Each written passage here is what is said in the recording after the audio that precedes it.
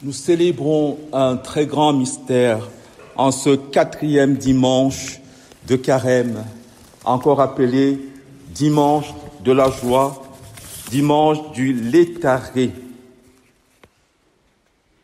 C'est l'antienne d'ouverture qui nous convoque à cette joie, l'antienne d'ouverture de cette messe qui est très belle, qui dit « Réjouis-toi Jérusalem » et que ceux qui sont avec toi jubilent de ta joie. Voyez, c'est magnifique, c'est très beau. De quelle joie s'agit-il? Voyez, l'Église dans sa pédagogie toute divine, la Sainte Église, notre mère, elle est très pédagogue. Une pédagogie toute divine. En plein carême et le 4e dimanche de la Sainte Quarantaine, l'Église vient nous rappeler quelque chose de très important. C'est que le carême est certainement un mystère joyeux. Il est certainement la source de la plus grande joie. Dimanche de la joie, dimanche de Létharé. De quelle joie s'agit-il? C'est ça le problème maintenant. Il s'agit certainement de la joie dont parle le philosophe, le Stagirite. Il dit ceci. Rien n'est contraire à la joie de contempler. Le philosophe. Rien n'est contraire à la joie de contempler. Que dit saint Paul? Qui nous séparera de l'amour de Dieu? La mort ou la vie? Bien sûr que non. Que dit Thérèse de Lisieux? Jésus, comme au fond la mort ou la vie? Jésus, ma joie, c'est de t'aimer. La joie de l'évangile, l'évangile de la joie, la sainte joie. Alors, pour entrer dans ce grand mystère de la joie, on aurait pu faire une petite balade biblique, mais le temps ne le permet pas, pour voir comment la Bible nous découvre, nous dévoile la joie, la vraie. Nous allons faire quelques arrêts symboliques. Le premier arrêt de cette joie, c'est le prophète Sophonie, qui dit ceci. En parlant de Dieu, il dansera pour toi, il jubilera pour toi avec des cris de joie comme au jour de fête. Dieu jubile pour l'homme. Le prophète Isaïe au chapitre 62, comme la fiancée fait la joie de son fiancé, tu seras la joie de ton Dieu. Prophète Isaïe. La joie dont parle l'ange à Marie, parce que l'ange convoque Marie à la joie. Keire, kekaritomene. Réjouis-toi de la joie de ton Dieu. Tu es la joie de Dieu, autrement dit. La joie du Père dans la parabole de l'enfant prodigue. Vous savez que le vrai titre, c'est le Père qui est prodigue dans cette parabole. C'est lui qui donne tout, qui dit au fils aîné, tout ce qui est à moi est à toi. Et qu'est-ce qu'il dit au fils aîné? Il fallait bien se réjouir et festoyer. Il fallait bien se réjouir. Réjouis-toi avec moi. Dieu nous convoque aujourd'hui à sa joie. La joie de Dieu qui est manifestée au baptême à propos de son propre Fils. Celui-ci est mon Fils bien-aimé en qui j'ai mis toute ma joie. Et pour nous conduire vraiment dans ce mystère, pour que nous pénétrions le mystère de la joie dont il est question aujourd'hui, en pleine Sainte Quarantaine, en plein carême, Dieu nous donne, l'Église, l'Évangile nous donne comme GPS, comme guide de la joie, un aveugle-né. Nous sommes conduits par l'aveugle-né à la joie, vous vous rendez compte? Nous savons bien qu'un aveugle ne peut pas conduire un aveugle, sauf un aveugle-né. Sauf l'aveugle-né, écoutez ce que dit Jésus à la fin de cet évangile. Si vous étiez aveugle, vous n'auriez pas de péché. Mais du moment que vous dites, nous voyons, votre péché demeure. Oui. Or, nous sommes tous nés doublement aveugles. D'abord, du point de vue biologique. Quand nous naissons, nous ne voyons pas. Et le pape Benoît XVI, le brillant Benoît XVI, le brillantissime Benoît XVI, dit que nous sommes tous nés aveugles à cause du péché originel. Et voilà qu'aujourd'hui, pour nous faire entrer dans cette joie, l'Évangile répond à une question que nous nous posons tous. Écoutez très bien. C'est la porte d'entrée dans la joie de l'Évangile, dans l'Évangile de la joie, dans cette joie divine qui est celle de Dieu à laquelle il nous convoque. Entre dans la joie de ton Seigneur. C'est de ça qu'il est question. Alors pour ça, il faut avoir trouvé la question de l'Évangile et y avoir répondu comme il faut. Rabbi, d'abord, en ce temps-là, en sortant du temple, Jésus vit sur son passage un homme aveugle de naissance. Vous voyez, rien que cette paroles doivent vous rappeler qu'il s'agit vraiment du mystère de l'incarnation. Il est descendu du ciel. J'ai vu la misère de mon peuple et je suis descendu. En sortant du temple, en sortant du sein du Père, il descend vers les hommes, il voit un homme aveugle de naissance. Il voit chacun de nous, puisque nous sommes tous nés aveugles. Nous sommes tous aveugles de naissance. Et il y a donc une question, la grande question, Rabbi, qui a péché, lui ou ses parents, pour qu'il soit né aveugle? La question que tout le monde se pose, d'où vient le mal? D'où vient le mal? Et Jésus va donner une réponse que lui seul peut nous donner et qui est la source de la joie. Écoutez bien, ni lui, ni ses parents n'ont péché, mais c'est pour que les œuvres de Dieu se manifestent en lui. On appelle ça en philosophie le primat de la cause finale. Or, le monde, depuis le début, lutte contre le primat de la cause finale. Le monde s'est enfermé dans la cause efficiente. D'où vient le mal? On l'a retrouvé dans cet évangile. Nous ne savons pas d'où il vient. Et l'aveugle leur dit, mais vous ne saviez pas d'où il vient? Et pourtant, la cause finale, il m'a ouvert les yeux. Or, nous avons été très marqués, vous voyez, il faut que je vous explique ça bien parce que c'est très beau. Le primat de la cause finale. D'abord, il y a un parallèle qu'il faut souligner dans cet évangile pour que vous compreniez bien. C'est que la démarche que fait l'aveugle pour recouvrer la vue, c'est la démarche de la philosophie grecque par rapport à la vérité. C'est très curieux. Le mot vérité en grec se dit aletheia. A, c'est le préfixe privatif, et telia ou télé, c'est le nom d'un fleuve en Grèce, par lequel celui qui cherchait la vérité devait passer et se laver dans les eaux oublieuses de ce fameux fleuve pour revenir, comme le philosophe roi, éclairer les autres. Il m'a envoyé à la piscine de Siloé, je me suis lavé et je vois. Aletheia. C'est très curieux, vous voyez, le parallèle historique. Comme quoi on retrouve les semences du verbe partout. Aletheia, c'est le A privatif et un nom propre, le nom d'un fleuve mythique par lequel le chercheur de vérité devait se laver pour revenir éclairer les autres. Et voilà ce que fait l'aveugle. Il nous conduit à Siloé comme la Samaritaine nous a conduit la semaine dernière au bon lieu de rencontre, au bon lieu de la rencontre au bord du puits avec notre bien-aimé. Et vous avez remarqué que la semaine dernière, le puits qui est le lieu de rencontre par excellence, et pas n'importe quel puits, le puits de Jacob, qui se trouve dans la terre que Jacob a donnée à son fils Joseph. Or, quelle est la terre que Jacob donna à son fils Joseph? Souvenez-vous de la généalogie. Jacob engendra Joseph, époux de Marie, de laquelle fut engendré Jésus qu'on appelle Christ. Le puits, fameux puits de Jacob, donné à Joseph, mais c'est Marie. C'est pour ça que Jésus dit femme. Il donne à Marie le nom, il t'appellera d'un nom nouveau, tu te seras appelé d'un nom nouveau que la bouche du Seigneur dictera. On va revenir sur ça parce que c'est très beau. Il faut bien comprendre la Samaritaine, c'est très grand mystère. Il faudrait qu'on revienne vers elle pour la remercier, parce que c'est notre bonne Samaritaine qui nous a amenés au bon lieu de rendez-vous. Vous savez ce que disait Simone Veil, la philosophe? Dieu et l'homme sont comme deux amants qui ont fait erreur sur le lieu du rendez-vous. Et la Samaritaine nous a amenés au bon lieu de rendez-vous pour recevoir le nom nouveau que Adam n'a pas bien dit à Ève, et Jésus qui reprend femme. Et il nous rappelle par là que c'est le nom, c'est le nom de tout. L'Église, femme.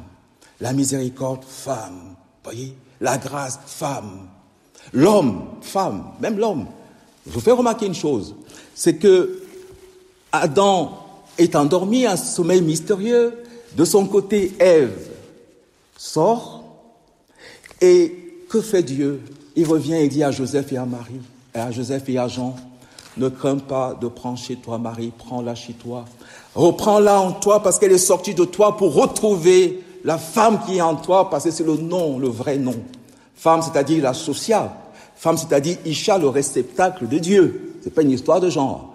Mais c'est que c'est Dieu qui, dans sa bonté, et Jésus dit à la Samaritaine, si tu savais le don de Dieu, elle comprend, et elle dit, venez voir un homme qui m'a dit tout ce que j'ai fait. Qu'est-ce que tu as fait? La Samaritaine se met alors à réciter le cantique des cantiques. J'y étais, hein, vous savez. J'y étais. Elle s'est mise alors à dire, il est l'os de mes os, celui-ci. Il est la chair de ma chair, cet homme. C'est moi qui l'ai engendré. Et le cantique des cantiques, mon bien-aimé est à moi, et moi je suis à mon bien-aimé. C'est là que Dieu nous attend pendant le carême, pas ailleurs. Et aujourd'hui, donc, nous sommes conduits par l'aveugle à la piscine de Siloé pour y être lavés, pour retrouver le primat de la cause finale. Pourquoi? Or, Jésus est le seul à répondre à cette question par la cause finale. Le médecin cherche la cause efficiente. Si vous avez telle maladie, c'est parce que vous avez mangé telle chose. Le marabout cherche la cause efficiente. Si vous avez échoué à l'examen, c'est parce que votre oncle, la nuit, a fait la sorcellerie. Tout le monde cherche la cause finale. Le psychologue cherche la cause finale. Ouais, le primat de la cause finale, la phénoménologie. La cause efficiente, je veux dire, la cause efficiente. Si ça marche comme ça, c'est parce qu'il y a eu telle chose, telle année. Jésus est le seul. Il y a un proverbe africain, vous allez le retenir, qui dit ceci, Aout ken endouan. Je répète pour que vous compreniez. Aout ken endouan. Vous avez compris. Ce proverbe dit tout simplement, il n'y a pas de fumée sans feu. S'il y a mort, c'est qu'il y a forcément un meurtrier. Jésus est le seul qui répond à la question par la cause finale et non plus la cause efficiente. Il faut comprendre, c'est très beau. Donc, il y a dans l'histoire de l'humanité un refus. Vous avez vu dans cet évangile comment on a du mal à accepter, il refuse même d'accepter qu'il ait été aveugle. Vous voyez, les Juifs. On refuse la cause finale, on impose la cause efficiente. Et il y a eu dans l'histoire 3 moments importants de ce refus. Il faut savoir que dans l'histoire, tous les 666 ans, il y a un crash de l'intelligence, le refus de la cause finale. Je passe rapidement. La toute première fois, en l'an 666 après Jésus-Christ, refus de la cause finale. On a dénié à Dieu, en tant que Dieu, d'avoir lui-même une cause finale. Qu'est-ce qu'on a déclaré? Il est inengendré. On est d'accord, mais il ne peut pas engendrer. Là, c'est faux. Pourquoi? Parce qu'il a une vie de l'esprit, et la vie de l'esprit, la vie intellectuelle parfaite, consiste en 2 opérations vitales qui sont immanentes, à savoir concevoir le réel comme vrai et désirer le réel comme finalité. Dieu ne fait que ça, et c'est ça le mystère de la Trinité. Donc, si vous dites qu'il est inengendré et il ne peut pas engendrer, vous lui avez dénié la cause finale. Et en déniant la cause finale à Dieu, vous la déniez aux hommes. Deuxième grand moment du refus de la cause finale, ce fut le tournant nominaliste. Le tournant nominaliste a engendré le fidéisme, il a engendré le modernisme, il a engendré l'humanisme, vous voyez, l'homme sans Dieu. Il a engendré la Renaissance, l'athéisme, les Lumières. Qu'est-ce qu'il a fait? Il a exalté le sujet, la cause formelle. L'un des grands tenants a dit « Je pense dont je suis ». Vous voyez, je.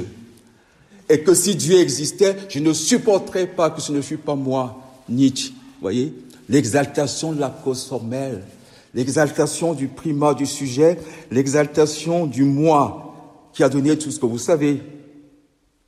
Et puis, en 1998, un autre crash de l'intelligence, on est passé après l'humanisme qui a échoué. Maintenant, on est passé au post-humanisme et même au transhumanisme. Vous voyez, la nostalgie du trans, de l'au-delà. Dieu, l'homme est un Dieu pour l'homme. Et à chaque crash de l'intelligence, Dieu a répondu. La dernière réponse, en 1998, encyclique Fides et Ratio. Le primat de la cause finale. La foi et l'intelligence sont comme les 2 ailes du grand aigle données à l'homme pour s'élever jusqu'à la contemplation de la vérité. La joie de la contemplation.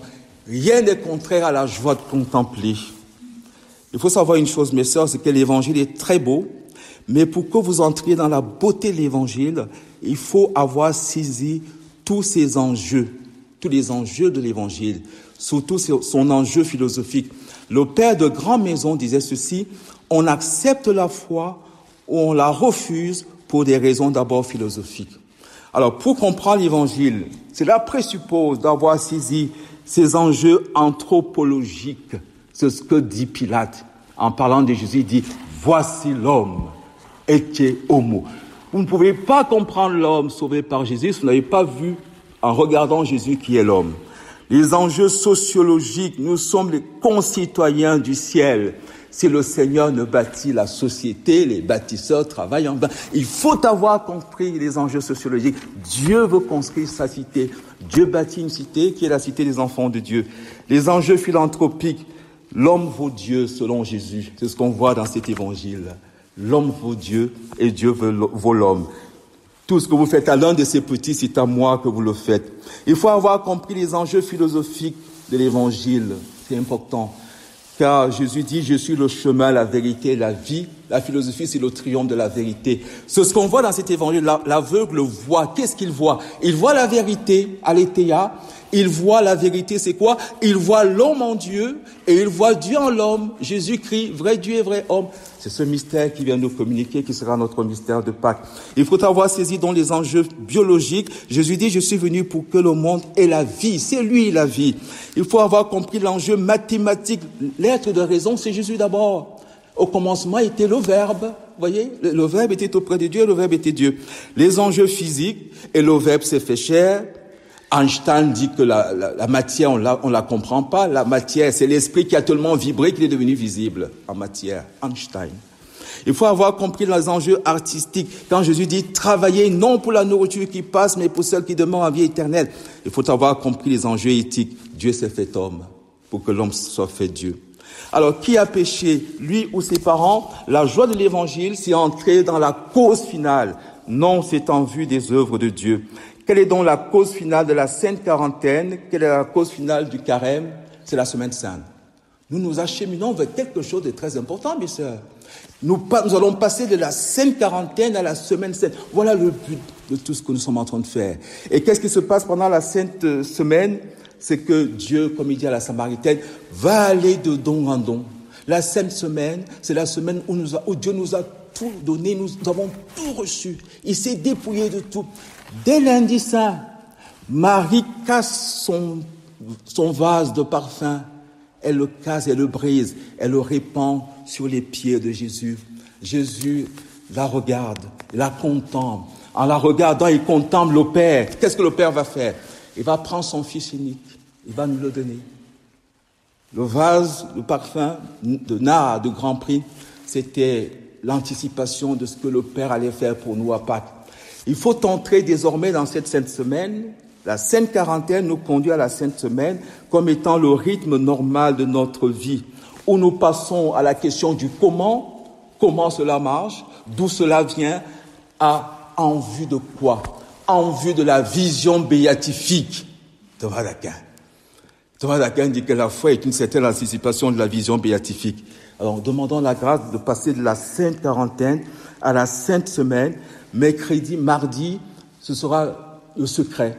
Poser la tête sur la tête du Christ. Mercredi, Jésus dit à chacun de nous, c'est chez toi, Marie, Jean, Jacques, que je veux célébrer la Pâque. Jeudi, il vient nous laver les pieds. Passons pas à côté du mystère, qui est la source de la plus grande joie, car il s'agit d'entrer dans la joie de Dieu lui-même.